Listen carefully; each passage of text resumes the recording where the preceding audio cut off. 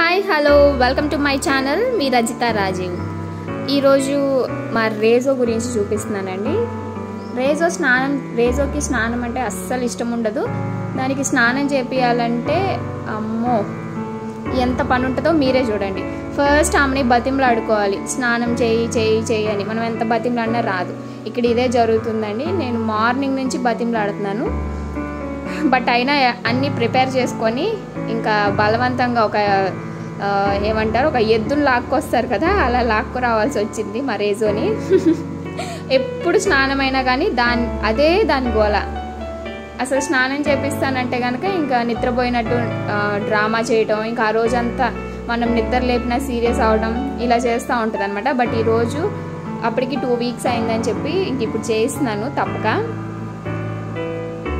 ఇంకా అట్లా నుంచో పెడితే బకెట్ మీద చక్కగా సైలెంట్గా ఉంటుంది. నేను అంటే పెట్టున్న వాళ్ళకి చెప్తున్నాను, మనం మొత్తం ఒకేసారి చేయించలేకపోతే నేను 2 పార్ట్స్గా డివైడ్ చేసుకుంటాను. ఏంటంటే ఒకటి హెడ్ ఒకసారి చేపిస్తాను అండ్ రిమైనింగ్ పార్ట్ అంతా ఒకసారి చేపిస్తాను అనమాట.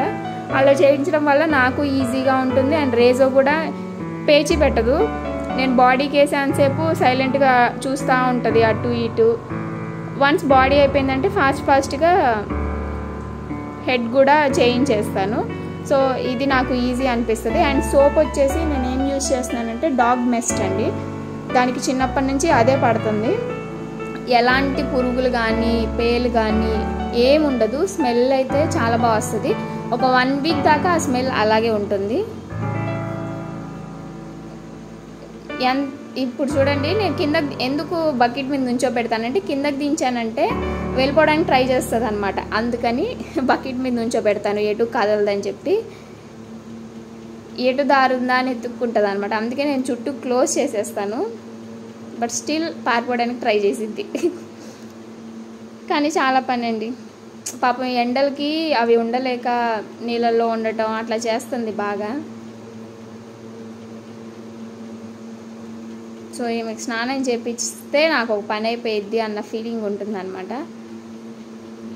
ఇప్పుడు బాడీ పార్ట్ అంతా అయిపోయింది. నీట్గా నీళ్ళు పోసేసుకొని సోప్ కొంచెం కూడా లేకుండా క్లీన్ చేసేసుకుంటే సరిపోతుంది. లేదంటే వాటికి ఇచ్చింగ్ వస్తుంది. సోప్ కనుక అక్కడక్కడ అంట్లుగా ఉందంటే కనుక బాడీకి ఇచ్చింగ్ వస్తుంది అనమాట. ఇప్పుడు హెడ్కి అండి, బాడీ పార్ట్ అయిపోయిన తర్వాత హెడ్కి చేపిస్తాను.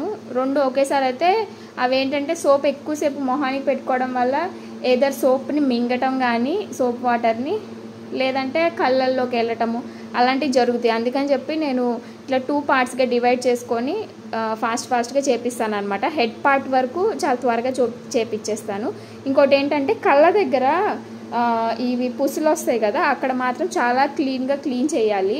ఒకవేళ స్నానం చేయించకపోయినా డైలీ మనం క్లీన్ చేస్తూ ఉండాలి. లేదంటే మీరు చాలా కుక్కలకి చూస్తూ ఉంటారు, సారల్లా పడిపోతాయి అన్నమాట. చారల్లాగా పడిపోతాయి అవి ఎల్లో కలర్లో. అలా ఉండకుండా ఉండాలంటే మనం డైలీ అవి లెగవగానే వాటికి క్లీన్ చేసేయాలి ఐస్ దగ్గర. అండ్ చెవులు కూడా క్లీన్ చేయాలండి మనం స్నానం చేసేటప్పుడు. అప్పుడు చెవులలో ఏమన్నా ఉన్నా కానీ క్లీన్ అయిపోతుంది అన్నమాట.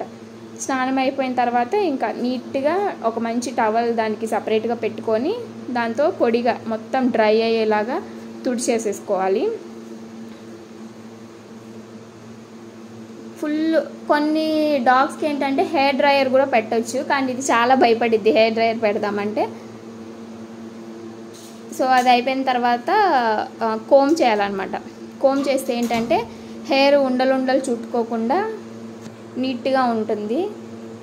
కొన్నిసార్లు అసలు కోమ్ చేస్తుంటే ఊరుకోదనమాట, అంటే కోమ్ని బట్టి. ఇది చాలా దూరంగా ఉండటం వల్ల దానికి ఏం పెయిన్ అనిపించట్లేదు, అందుకని సైలెంట్గా కూర్చుంది. సో నీట్గా మొత్తం క్లీన్ కాళ్ళు ఫేస్ అలా మొత్తం కోమ్ చేసేసుకోవాలండి, లేదంటే ఉండలు అయిపోద్ది. అండ్ ఇంకోటి ఏంటంటే కొన్ని ప్లేసెస్లో ఇంకా ఉండలుగానే ఉందంటే హెయిర్, దాన్ని సిజర్ తీసుకొని కట్ చేసేయచ్చు, ఏం కాదు. ఎందుకంటే ఇంకా అక్కడితో ఆ ఉండలనేవి పోయి మళ్ళీ ఫ్రెష్ హెయిర్ అనేది వస్తుందన్నమాట. సో అట్లా ఇంకా దువ్వినా కానీ ఉండలుంది అనుకుంటే సిజర్ తీసుకొని హెయిర్ కట్ చేసేయచ్చు. అండ్ కొంతమందికి బొచ్చు ఎక్కువగా ఉండటం ఇష్టం ఉండదు. సో వాళ్ళు ఏం చేస్తారంటే హెయిర్ని కట్ చేసుకోవచ్చు కూడా. నేను సమ్టైమ్స్ కట్ చేస్తాను, బట్ ఇప్పుడే ఈ మధ్య పెరుగుతుంది, అందుకని కొన్ని రోజులు ఉంచి దానికి బాగా డిస్టర్బెన్స్ అనిపిస్తే నేను ఫేస్ వరకు కట్ చేస్తాను.